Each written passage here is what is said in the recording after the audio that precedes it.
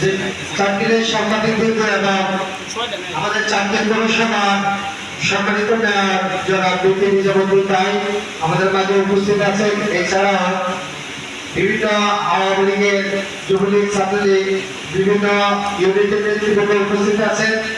আসলে ব্যস্ততার কারণে হয়তো কথা একটু ব্যতিক্রম হচ্ছে। এটা হলো নিজের একটু বেশি ব্যস্ততা ছিল, একটু টেনশনও থাকে, কিন্তু একটা প্রোগ্রাম করতে গেলে অনেক ইয়ে থাকে। আসলে আমার আজকের এই ভিডিও টিভির যোগে আমার প্রথম উদ্দেশ্য ছিল যে আমার বাড়ি চাকরিতে, আমি চাকরিতে সাংবাদিকদেরকে নিয়ে এবং আমাদের নগর টিভিকে নিয়ে আমি চাকরিতে একটা সুন্দর একটা অনুষ্ঠান করব। সেটা ছোট আর যেটাই হোক, যে আমার উদ্দেশ্যটা এটাই ছিল যে আমি সকল সাংবাদিককে একটি জায়গায় যেন আমরা একসাথে থাকি, সুন্দর বাঙালি সুন্দরভাবে আগামী দিনে আমরা সুন্দরভাবে চলতে পারি, কাজ করতে পারি। আমার এই উদ্দেশ্য ছিল বিদায় আমি আজকে সকলকে এই জায়গায় একত্রিত করেছি। আসলে আমার একত্রিত করার পিছনে হয়তো আমি অনেককে বলতে ভুলে গেছি। আসলে যারা আসতে পারেন নাই হয়তো একটা আমাদের লাইভটা দেখতেছেন অনেকেই, তবে আপনারা ক্ষমা দৃষ্টিতে দেখবেন, হয়তো আমার কোথাও ভুল হতে পারে।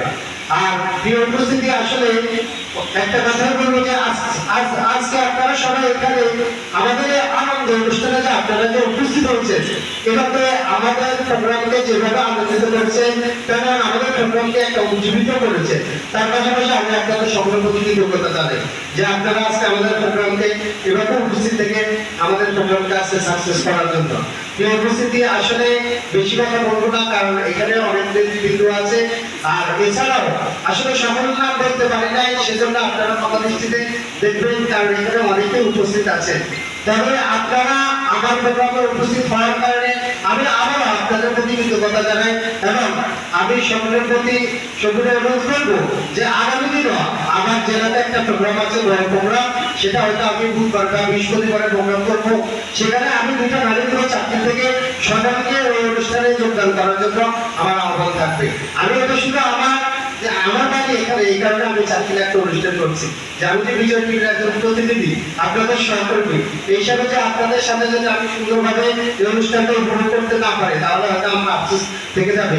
আমি এই কারণে এই অনুষ্ঠানটা করা। তা আমি সকলের নতুন ভবিষ্যৎ কামনা করি। সবাই ভালো থাকবেন, এই কথা শেষ হইল।